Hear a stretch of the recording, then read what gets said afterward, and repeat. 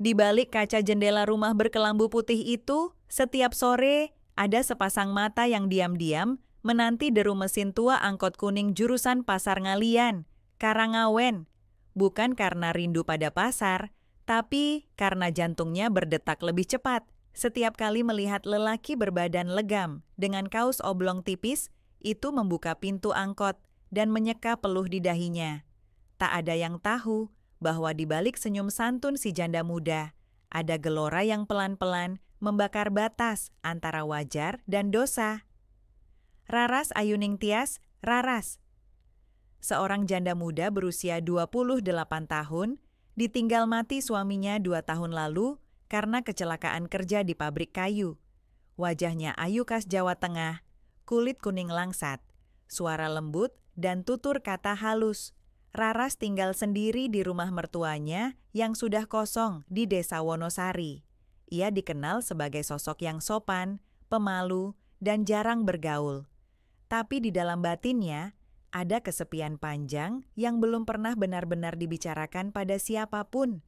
Bayu Prasetyo, Bayu, sopir angkot berusia 32 tahun, anak desa asli dari daerah Ungaran.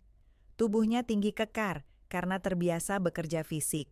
Kulitnya gelap, matanya tajam namun sering menunduk bila bicara.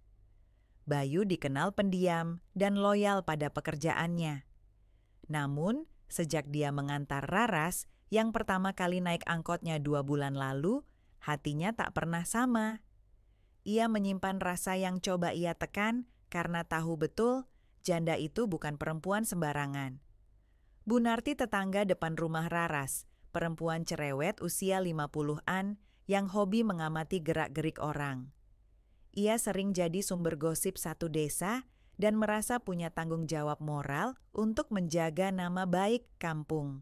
Bu Narti curiga dengan kedekatan Raras dan Bayu dan bertekad akan membongkar apapun yang disembunyikan mereka. Mas Seno mantan suami Raras diceritakan lewat kilas balik. Sosok suami penyayang tapi keras kepala. Kehilangannya membuat Raras berubah menjadi pribadi tertutup.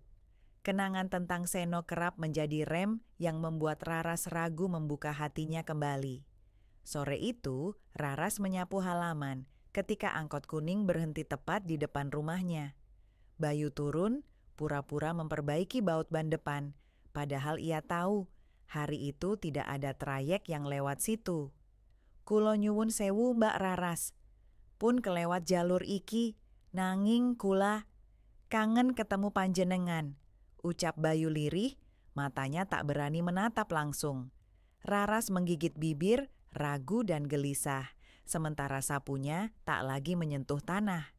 Angin sore membawa aroma bensin dari angkot Bayu, bercampur bau melati dari rambut Raras yang baru keramas. Sunyi menggantung di antara mereka, hanya suara serangga dan denting panci dari dapur tetangga yang jadi saksi. Hari-hari berikutnya, Raras mulai sering meminta diantar ke pasar, padahal tak selalu membeli apa-apa. Kadang hanya 1 ikat bayam, kadang hanya sekedar duduk sebentar, lalu pulang lagi. Mereka mulai bicara lebih lama, tentang hidup, tentang sunyi, tentang rasa bersalah, tentang bagaimana keduanya merasa hidup, tapi tak benar-benar hidup sejak masing-masing kehilangan sesuatu. Namun, di balik kedekatan yang mereka rawat diam-diam, mata Bu Narti tak pernah tidur. Suatu sore, ia melihat Raras masuk ke dalam angkot Bayu, bukan ke pasar, tapi ke arah kebun bambu di pinggir desa. Dengan wajah penuh amarah yang dibalut kekuasaan moral desa, Bu Narti melangkah cepat ke rumah Pak RT. Pak RT, ini sudah tak bisa dibiarkan. Anak wedok janda itu wis kurang ajar. Supir angkot diladeni, di kebun Pak, di kebun. Dan di saat itu pula, tak seorang pun tahu bahwa di kebun bambu yang senyap itu, Raras tengah menggenggam tangan Bayu erat. Bukan karena takut, tapi karena untuk pertama kalinya sejak lama, ia merasa hidup kembali. Raras mengeratkan genggamannya pada tangan Bayu. Sinar matahari sore yang mulai meredup, seolah menyelimuti mereka dalam bayang-bayang. Udara di kebun bambu terasa hangat meski semilir angin sempat membawa sedikit kesejukan. Dalam hening itu, Bayu menatap Raras dengan tatapan yang tak bisa lagi ia sembunyikan, penuh perasaan yang selama ini terpendam. Raras menunduk, bibirnya bergetar.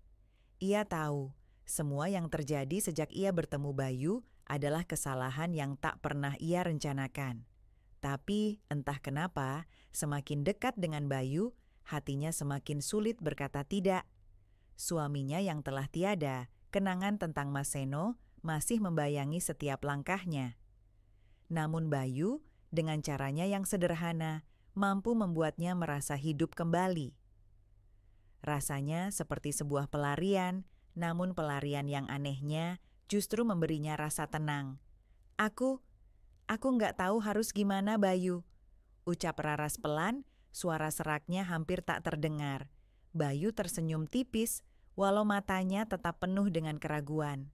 Aku juga nggak tahu, Mbak Raras. Tapi aku merasa nyaman dekat kamu. Semua ini rasanya salah, tapi ini juga terasa benar. Kamu nggak sendirian, Mbak. Raras menelan ludah, matanya berkaca-kaca. Ia teringat segala yang telah dilalui, segala penderitaan yang ia sembunyikan di balik senyum lelahnya. Tapi dalam hati, ia tahu ia sudah terlalu jauh berada dalam perangkap perasaan yang tak bisa ia kendalikan. Tangan Bayu yang masih digenggamnya itu seperti menyembuhkan luka yang bahkan ia sendiri tidak tahu kapan itu mulai ada. Bayu, suara Raras terbata-bata. Jangan pernah pergi. Aku takut, Bayu. Tanpa kata-kata lebih, Bayu menarik tubuh Raras ke dalam pelukannya. Bukan dengan nafsu, tetapi dengan kehangatan yang hanya bisa diberikan oleh seseorang yang tahu apa artinya kehilangan. Di kebun bambu yang sepi itu, seolah dunia di sekitar mereka hilang begitu saja.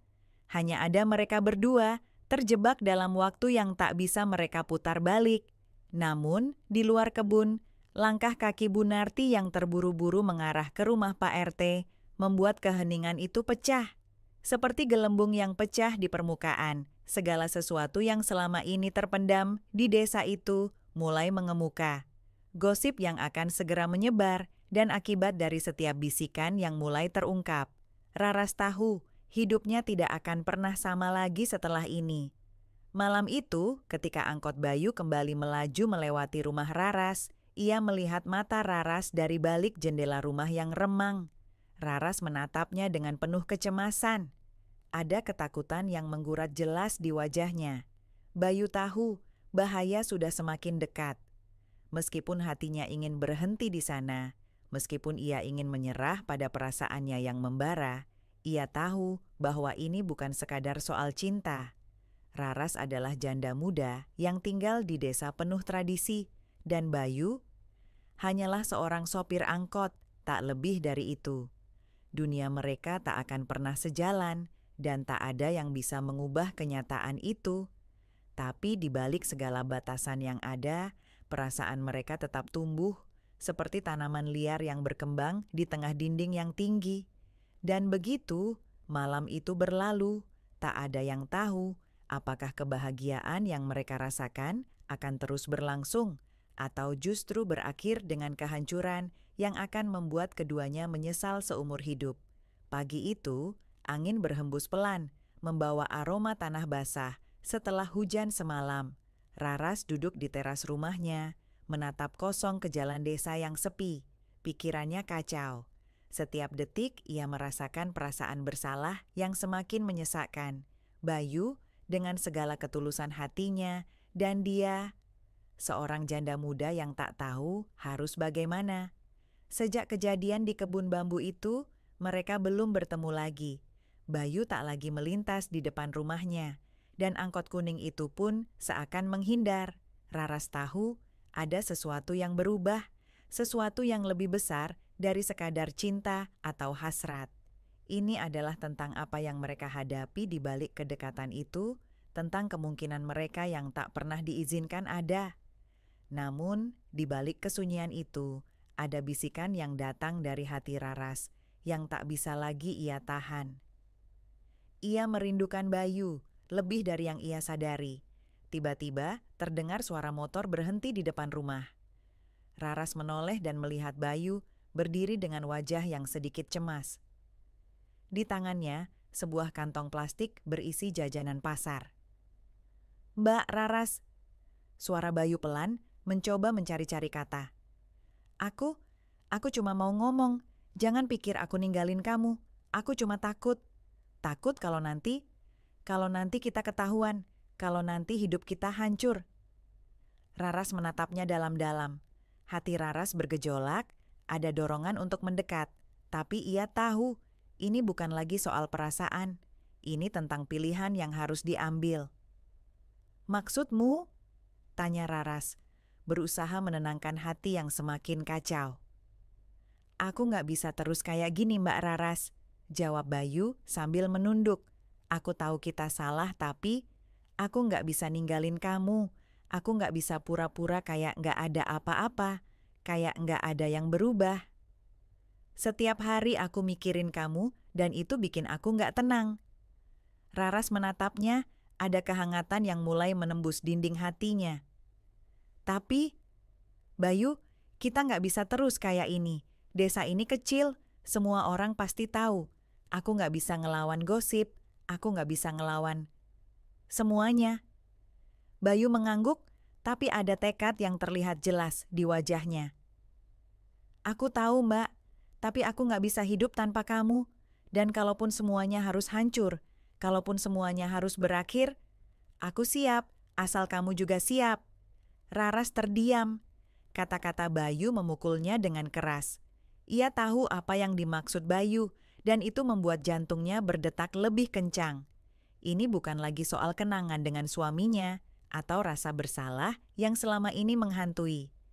Ini tentang dirinya, tentang apa yang sebenarnya ia inginkan. Tetapi, keputusan itu tidaklah mudah. Ada banyak hal yang harus dipertimbangkan. "Bayu, aku nggak tahu apakah aku bisa bertahan dengan konsekuensinya," ucap Raras, suara bergetar. Aku takut kehilangan semuanya. Aku takut dunia ini nggak akan pernah menerima kita." Bayu menatapnya dengan penuh kesungguhan. "Aku nggak peduli apa kata dunia, Mbak Raras. Aku hanya peduli sama kamu. Kalau kamu juga merasa sama, kita hadapi semua ini bersama-sama." Raras menatap wajah Bayu yang begitu serius, dan dalam hati, ia tahu ini adalah pilihan yang tak bisa ia hindari lagi. Perasaan mereka bukanlah sesuatu yang bisa diabaikan begitu saja. Dan walaupun takut, walaupun ragu, ada sebuah perasaan dalam dirinya yang meminta untuk mengambil risiko. "Kalau kita harus berjuang bersama, aku siap, Bayu," kata Raras akhirnya. Suaranya pelan tapi penuh keyakinan. Dan di tengah jalan desa yang sunyi, di antara pandangan penuh kecemasan dan bisikan-bisikan yang akan segera datang, mereka memulai sebuah perjalanan yang tak akan mudah. Tetapi setidaknya mereka akan melaluinya bersama. Hari-hari berlalu dengan cepat setelah keputusan yang diambil Raras. Setiap kali Bayu melewati rumahnya, mereka hanya bisa saling bertukar pandang tanpa kata-kata. Ada ketegangan yang mengalir di antara mereka, tetapi juga ada kenyamanan yang mereka temukan dalam keheningan itu. Meskipun keduanya tahu bahwa mereka berada di ambang sesuatu yang berbahaya, mereka tidak bisa menghentikan perasaan yang sudah terlanjur tumbuh. Suatu sore, ketika angkot Bayu tiba di halte desa, ia melihat sosok Bu Narti yang berdiri di pinggir jalan. Mata tajam menatapnya. Tiba-tiba, rasa cemas menyelimuti dirinya. Ada sesuatu yang tidak beres, ada bisikan yang sudah mulai beredar di antara warga. Raras, yang biasanya akan naik angkot di depan rumah, kali ini tidak muncul. Bayu mencoba menenangkan diri, tetapi langkahnya terasa semakin berat. Setelah beberapa menit, angkot itu kembali melaju, dan Bayu melirik spion mencari sosok Raras. Tak ada. Hatinya mulai gelisah. Sebelum ia bisa melanjutkan perjalanan, motor Pak RT kepala desa melintas dengan kecepatan tinggi. Bayu tahu ini bukan kebetulan. sesuatu sedang terjadi. Pada malam hari, ketika desa mulai sunyi, Bayu duduk di warung kopi. Ia merasa ada yang mengintai, dan ia tidak bisa lagi mengabaikan perasaan itu. Tiba-tiba, telepon genggamnya berdering. Sebuah pesan masuk dari Raras. "Bayu, hati-hati.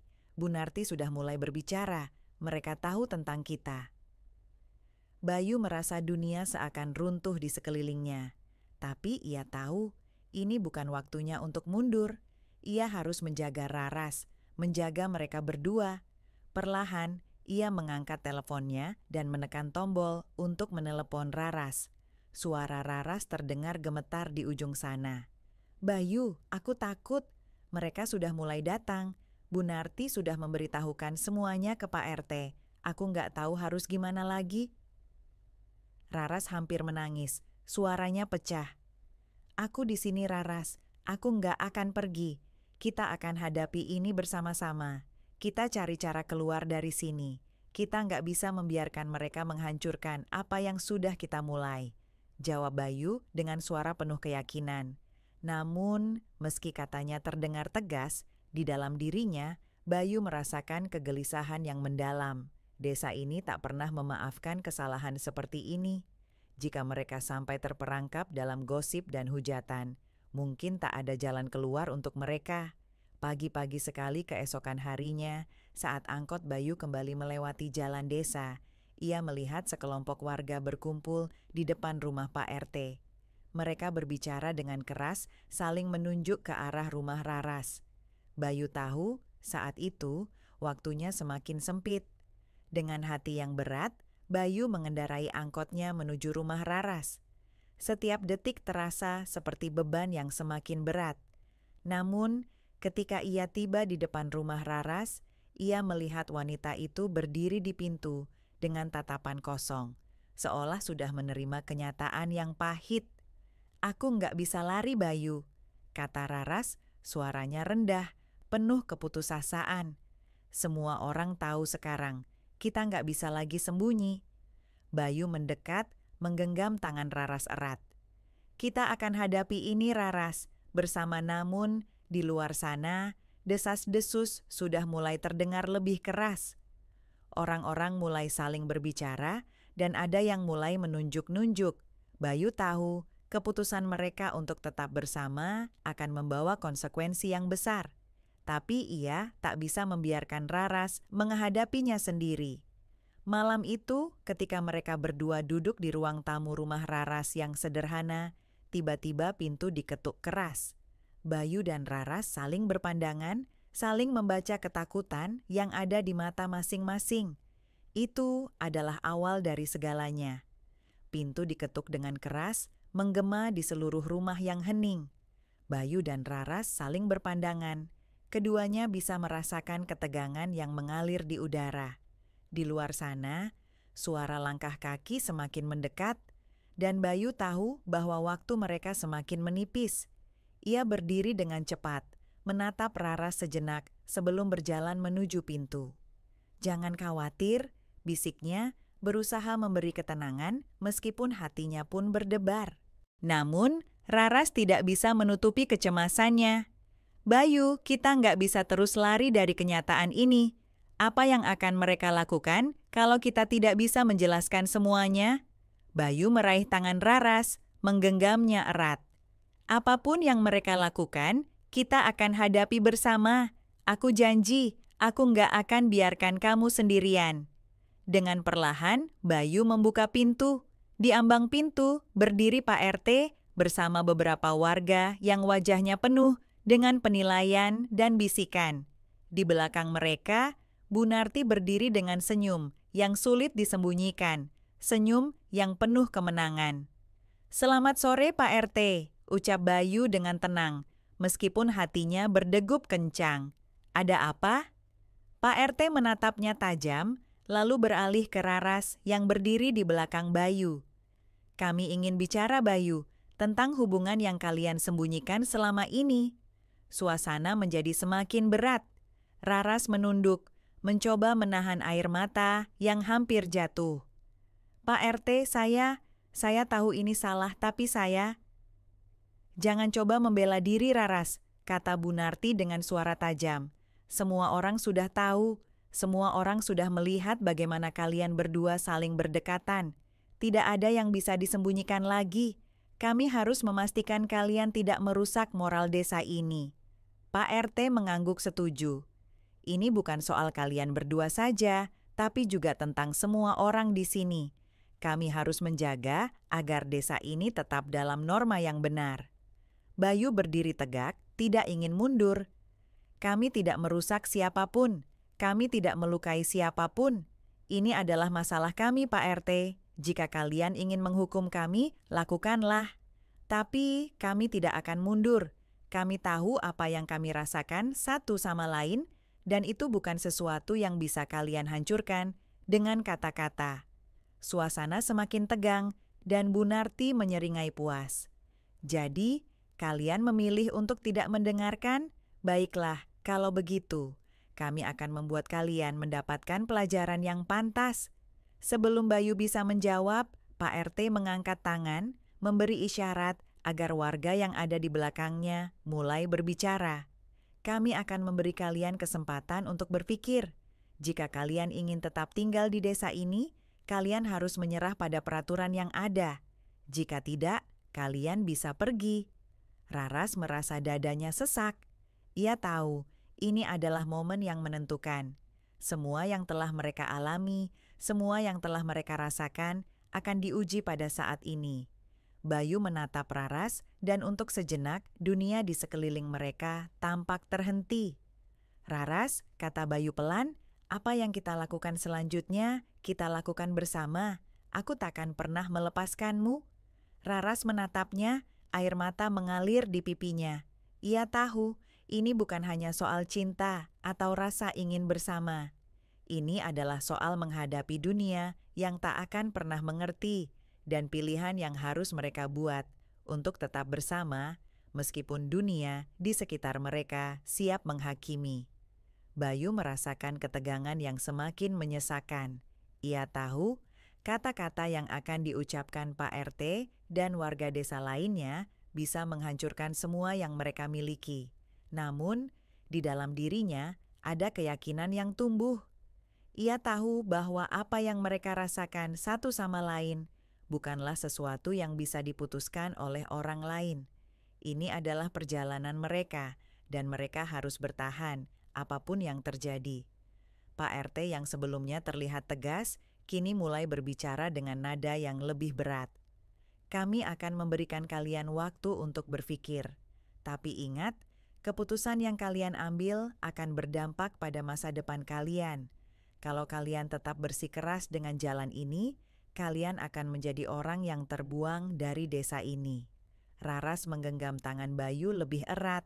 Ia bisa merasakan beban yang ada pada dirinya, rasa takut yang mendalam tentang apa yang akan terjadi pada hidup mereka jika semua ini terbongkar. Namun, ia juga tahu ia tak bisa terus hidup dalam ketakutan. Ia harus memilih, harus berani. Bayu, suara Raras bergetar. Apakah kamu benar-benar siap menghadapi semua ini? Apapun yang akan terjadi nanti.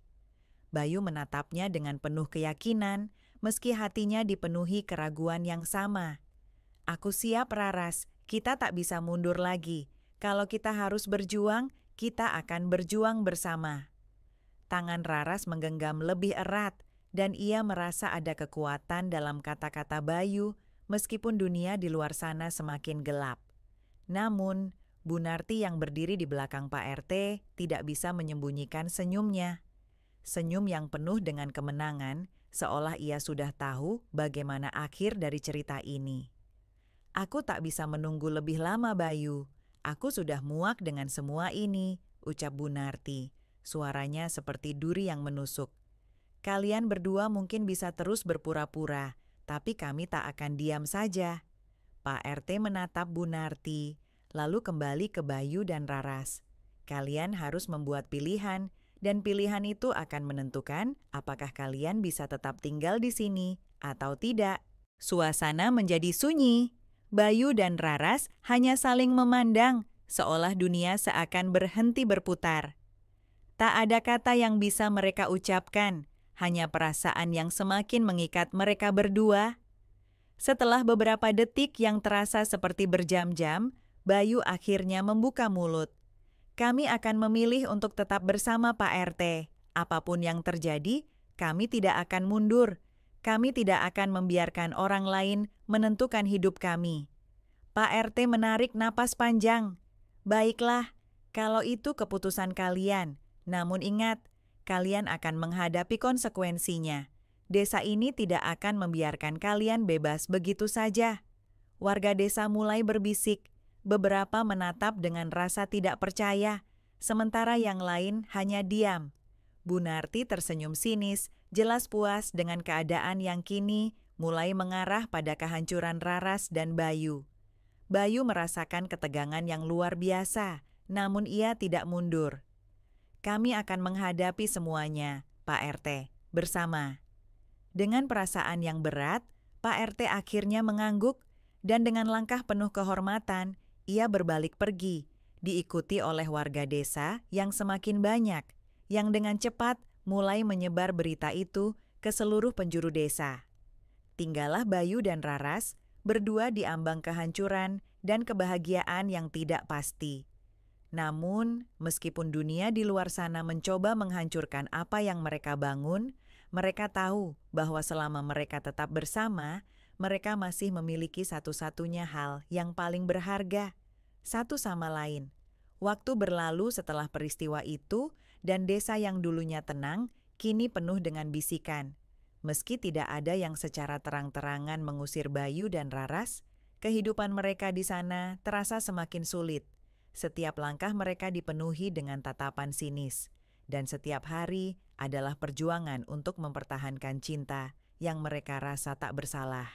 Namun, meskipun tantangan yang mereka hadapi begitu besar, ada hal yang tak bisa dihancurkan, hubungan mereka. Bayu tetap mengemudikan angkotnya, meskipun kini lebih sering mendapatkan pandangan jijik dari beberapa warga desa. Raras, yang semula merasa terasing, kini mulai menemukan kedamaian dalam keberaniannya untuk mencintai tanpa takut.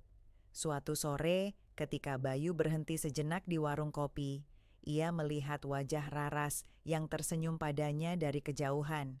Senyum itu, meskipun sederhana, adalah bukti bahwa mereka telah melewati begitu banyak rintangan bersama. Raras berdiri di depan rumah mereka, tangan memegang secangkir kopi, sementara di belakangnya, rumah kecil mereka tampak hangat dan penuh dengan kedamaian yang jarang mereka rasakan sebelumnya. Meskipun dunia tidak pernah benar-benar menerima kita, kata Bayu pelan, setidaknya kita punya satu sama lain, dan itu sudah cukup. Raras menatapnya, matanya penuh dengan perasaan yang dalam. Aku tidak pernah menyangka bisa merasa begitu bebas meski dengan semua yang terjadi. Aku tahu banyak orang menghakimi kita, tapi aku juga tahu bahwa selama aku bersama kamu, aku tidak perlu takut lagi. Mereka berdua berdiri di sana, di bawah cahaya senja yang mulai memudar. Di luar, angin membawa debu yang mengarah ke jalan setapak. Warga desa mungkin masih berbicara, tapi Bayu dan Raras tak lagi peduli. Apa yang mereka miliki lebih berarti daripada apapun yang bisa dipahami oleh dunia luar. Di tengah kesulitan, mereka menemukan kebahagiaan mereka sendiri. Sebuah kebahagiaan yang datang bukan karena persetujuan orang lain, tetapi karena keberanian untuk mencintai meskipun itu terlarang. Dan meskipun masa depan mereka masih penuh dengan ketidakpastian, satu hal yang pasti, mereka akan terus berjalan bersama, melawan dunia yang mencoba memisahkan mereka, karena mereka tahu cinta mereka lebih kuat dari apapun yang bisa dihancurkan oleh kata-kata atau prasangka.